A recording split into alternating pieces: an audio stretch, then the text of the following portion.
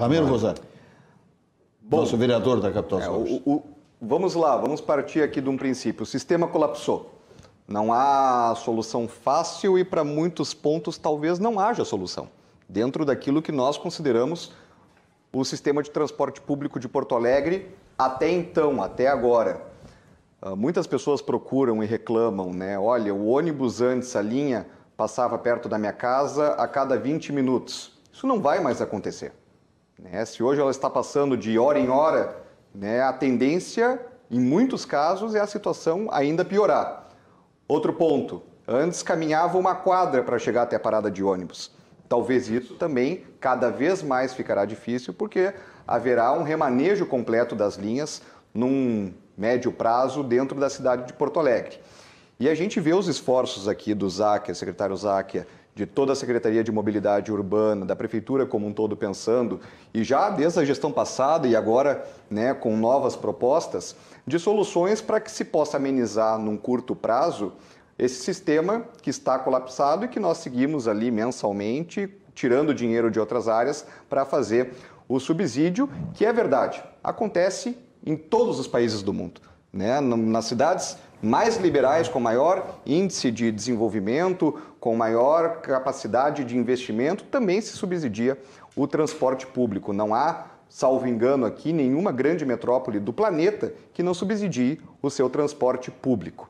Mas as medidas que estão sendo tomadas agora são medidas de curto prazo e que talvez não contemplem a cidade do futuro. É importante, sim, se retirar, né, as gratuidades, é fundamental, mas não, vamos lá, não vai ser retirar a gratuidade do carteiro e do oficial de justiça que vai resolver o problema, né? Os cobradores de ônibus é uma questão que já deveria ter sido aprovada pela Câmara de Vereadores na legislatura passada, infelizmente não foi, por puro populismo e por medo de galeria lotada, porque a categoria se mobiliza, vai lá na Câmara de Vereadores, período pré-pandemia, ainda as galerias abertas, faziam pressão nos vereadores e os vereadores lá titubeavam e, sem pensar em 1,5 milhão de porto-alegrenses, pensavam apenas numa categoria ali de 2.000 pessoas, 2.000 trabalhadores, que obviamente devem ser respeitados, mas é o momento de se olhar para o conjunto de cidade. E qual é que é a solução que nós podemos ver num médio e longo prazo? Eu acredito que tem tudo a ver e envolve muito a situação de mobilidade urbana, a atualização do plano diretor de Porto Alegre.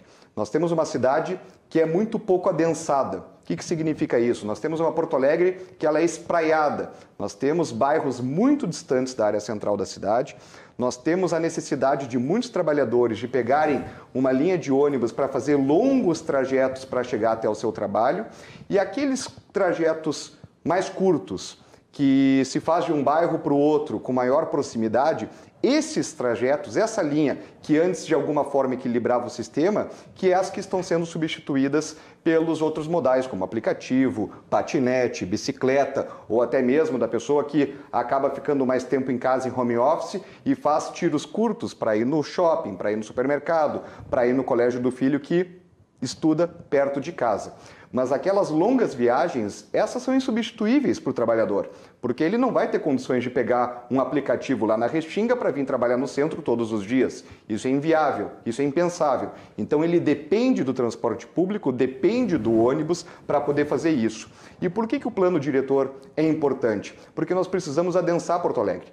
Nós precisamos fazer com que nós tenhamos índices construtivos, alturas de prédio, mesclas de bairros entre comercial e residencial, para fazer com que cada vez mais, e isso não é uma solução para agora, é uma visão de cidade para as próximas décadas, para que as pessoas possam cada vez mais residir próximo de onde trabalham, residir próximo de onde vivem, de onde fazem as suas atividades do dia a dia. Porque na década de 60, na década de 70, se retiravam pessoas da área central, se construíam grandes loteamentos, como foi o caso da Restinga, no extremo sul de Porto Alegre, o caso do Rubem Berta, lá no extremo norte de Porto Alegre, grandes loteamentos, grandes conjuntos habitacionais, e que se botava a população para lá e ficava distante da área central, distante de onde essas pessoas, obviamente, tinham o seu trabalho ali, seja na indústria ou no comércio.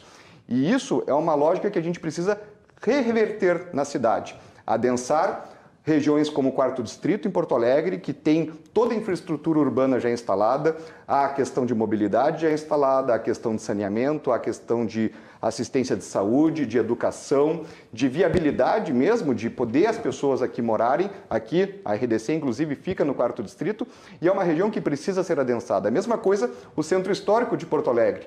O prédio mais alto de Porto Alegre, maior prédio que nós temos na cidade, foi construído em 1962, se eu não me engano, que é o Santa Cruz. Tem 35 andares e é o prédio mais alto de Porto Alegre desde 1962.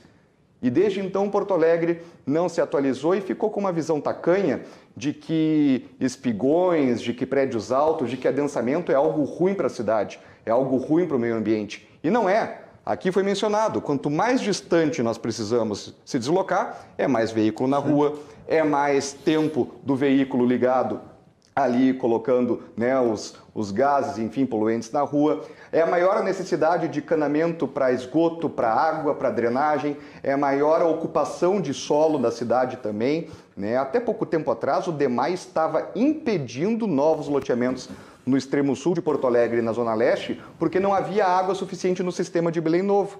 Então, se houve agora a necessidade de se fazer um investimento de 240 milhões de reais na estação de tratamento de água da Ponta do Arado, para poder corrigir esse problema e levar água ao extremo sul de Porto Alegre e a Zona Leste, que cresceu de forma desorganizada, de forma desordenada, tanto por loteamentos regulares, como foi o caso aí de conjuntos habitacionais, enfim, novos loteamentos, como também de áreas de invasão, de terra pública e privada, muitas delas incentivadas aí por grupos políticos em Porto Alegre.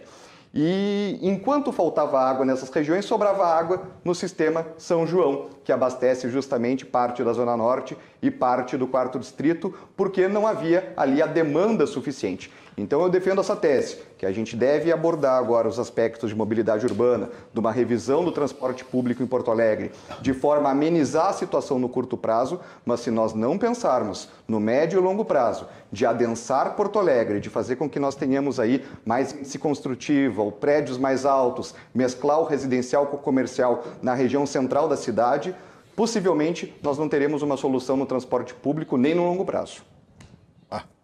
A informação é nítida e preocupante, sem dúvida nenhuma. É isso, Zé. Craque, nosso vereador, né? Te mandou um abraço agora, Matheus Aires. Um abração para o Matheus Aires, grande parceiro, grande vereador da cidade também.